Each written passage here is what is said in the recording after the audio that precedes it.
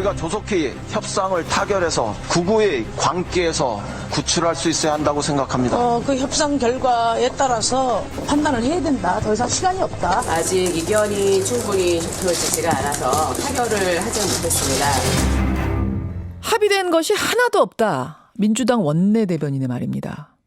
어젯밤 늦게까지 여야 4+1 협의체가 선거법 단일안 만들어 보려고 협상을 했습니다만 끝내는 실패한 겁니다. 민주당, 바른미래당, 민주평화당, 정의당, 대한신당 이렇게 5개가 모인 건데요.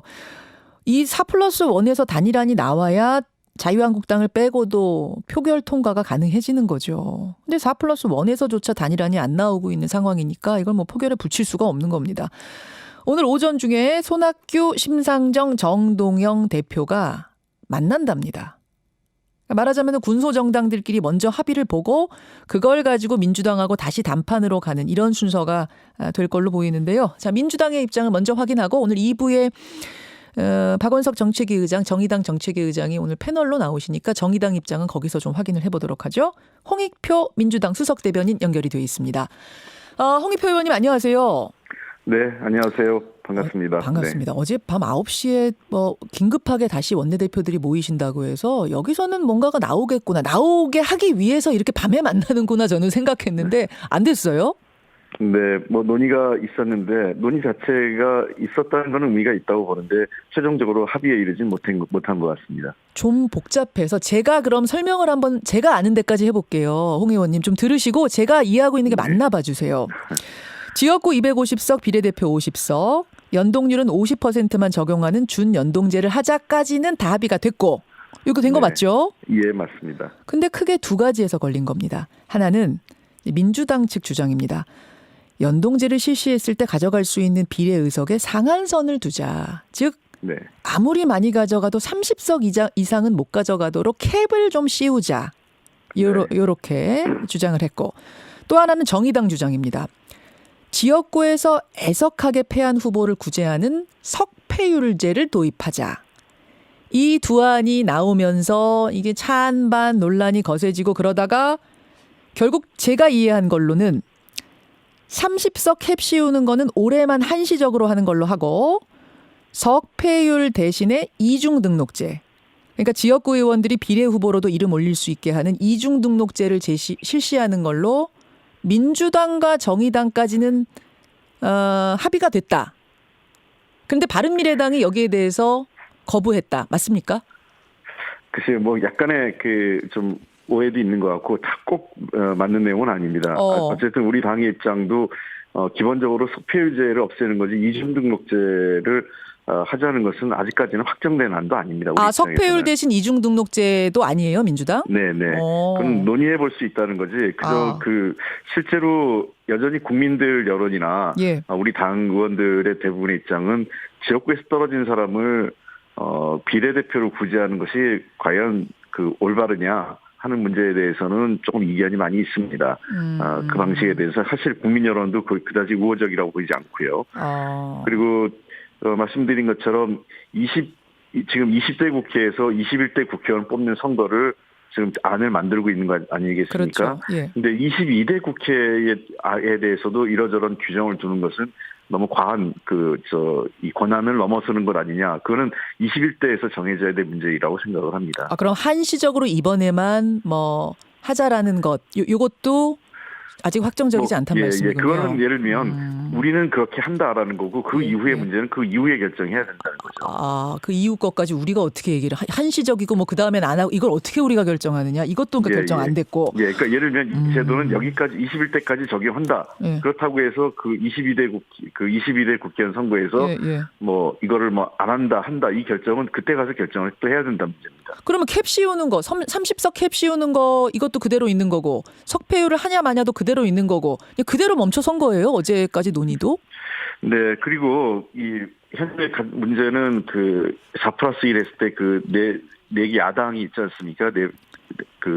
야당 측의 단일안도 없는 상태이기 때문에 매우 논의 진상이 어렵습니다. 예를 들면 우리가 정의당과 논의를 하다 보면 바른미래당이나 또는 대한신당 또 이런 쪽에서 이견이 생기고 그쪽하고 조율을 하다 보면 또 정의당 쪽에서 문제가 생기고 실제로 지금 가장 문제가 되는 거는 원안에서 그 225석 지역구를 250석으로 하는 과정에서 예. 그거는 다른 그 호남권을 기반으로 한 여러 그 지역구 줄어드는 우려하는 정당에서 문제제기해서 그것이 수용된 것인데, 예. 그에서 정의당은 지금 불만을 갖고 있는 건 아니겠습니까? 그렇죠. 예. 그러니까 그 각자의 의견을 조율하는 것이 매우 어렵다는 겁니다. 그래서 어떻게 될지 모르겠습니다. 참 어려운 상태네요. 그럼 오늘 오전에 바른미래당, 민주평화당, 정의당의 원내대표 말고 당대표들 회동이 잡혀 있다고 제가 들었거든요. 네. 여기에서 그러면은 세 당의 의견이 모아진 다음에 그걸 가지고 이제 민주당, 여당하고 또 뭐 협의하는 식 이런 순서가 되는 건 맞습니까?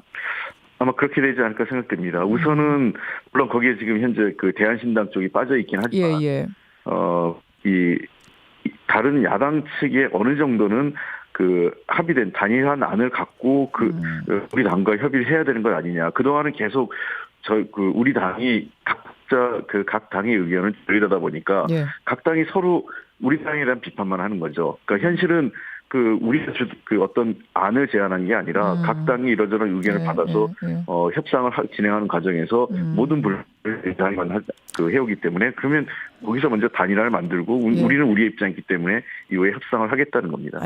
그 35석 정도까지 뭐 캡 씌우자. 이렇게 좀 캡 씌우는 걸 넓히는 거, 상한선을 올리는 거, 이거는 동의하실 수 있는 거예요, 민주당이? 협상 여지가 있습니까? 글쎄요, 협상이라는 거는 늘 가변적이기 때문에 절대로 안 된다 이런 말씀을 드리긴 어렵지만 저희로서는 사실은 30석도 수용하기 좀 어렵습니다. 30석도 어려워요? 예, 우리 당의 당내 여론은 예, 그렇습니다. 왜냐하면 지금 현재로서는 아마 최소한의 선이 아마 30석 정도가 아닐까 생각됩니다. 마지노선이 30석. 석패율제에 대해서도 아주 반대가 강렬한가요? 네, 석패율제는 저희들은 당초의 취지에서 완전히 벗어났다고 생각합니다. 예, 그리고 원안대로 한다 하더라도 지금 올라가 있는 원안대로 한다 하더라도 석패율제는 뺀 원안을 의결하는 것이 맞다고 생각합니다. 석패율제는 아예 논외다 이 말씀. 네. 아니 이거 만약 오늘도 4+1 협의체에서 단일안 안 나오면 어떻게 되는 겁니까? 계속 그냥 논의는 이어지는 건가요? 나올 때까지? 글쎄요. 아직 시간은 좀 있다고 생각을 하고 논의를 계속 해 나가면서 그러나 너무 시간을 오래 끌 수는 없는 사안이라고 생각을 합니다. 이미 지금 예비후보 등록까지 지금 진행 중이니까요. 예, 그래서 어느 시점 되면 이에 대해서 결론을 내리고 그에 따른 정치적 결단을 해야 되지 않을까 생각을 합니다. 그 마지노선 어느 정도로 보세요? 일정이요? 예, 일정. 글쎄요. 그 문제는 제가 판단할 문제는 아니지만, 논의해서 당의 입장, 우리 당의 내부의 논의도 있어야 되고, 또 상대 측과도 협의를 해야 되지만, 현재 여러 가지 국정 혼란이라든지 또는 국민들의 우려를 감안할 때, 가급적 빠른 시일 내에 결론을 내는 것이 낫다, 이렇게 보고 있습니다. 예를 들면 오늘이 수요일인데 이번 주, 그러니까 금요일은 넘기지 않아야겠다라는 어느 정도의 선은 있을 것 같아서요.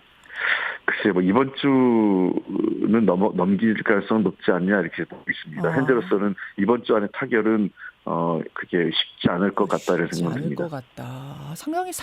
상당히 복잡한 것 같습니다. 4+1 협의체 안에서도. 알겠습니다.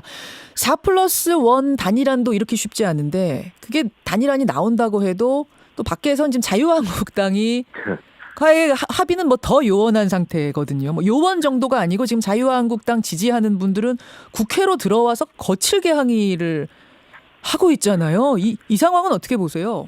항의가 아니라 불법 폭력 시위를 한 겁니다. 예. 정확하게 얘기하면 있을 수 없는 일이 일어난 거죠. 이틀 전에 사실은 국회 안은 시위가 불가한 지역입니다. 예.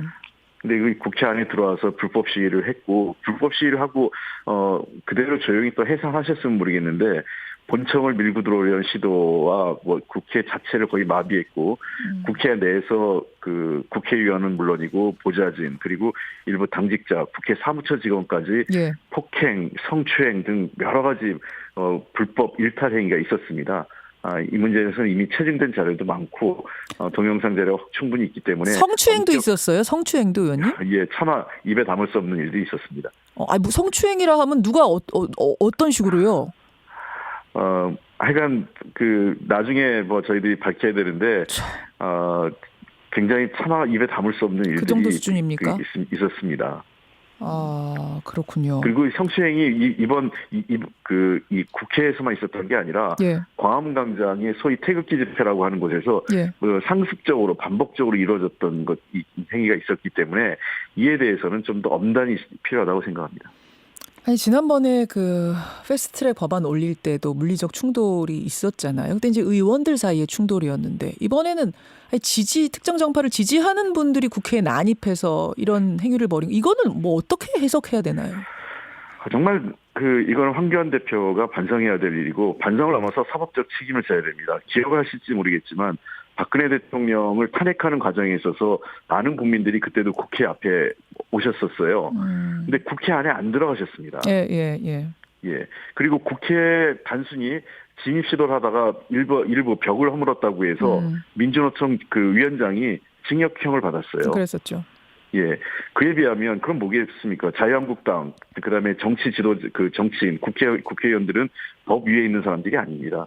훨씬 더 법의 지배, 법의 통제를 엄격히 받아야 될 사람이라는 측면에서 황교안 대표 스스로 공안검사, 그리고 법무부 장관을 하면서 누구보다 집시법에 대해서 엄격하게 보수적 해석을 했고, 이러한 행위가 국가 질서를 위해한다고 가장 강력하게 비판적 시각을 가졌던 사람이라면 예. 이번 행위에 대해서 스스로가 자기가 과연 과거에 어떤 입장을 가졌는지에 대해서 돌아보고 이에 대해서 반성과 함께 사법적 책임을 지셔야 될 겁니다. 지금 30초 남았습니다만 황교안 대표는 여러분들이 승리하신 겁니다. 이런 표현도 했고 네. 국민의 뜻을 전달하기 위해서 들어간 것이다. 이런 이야기를 하시는데요.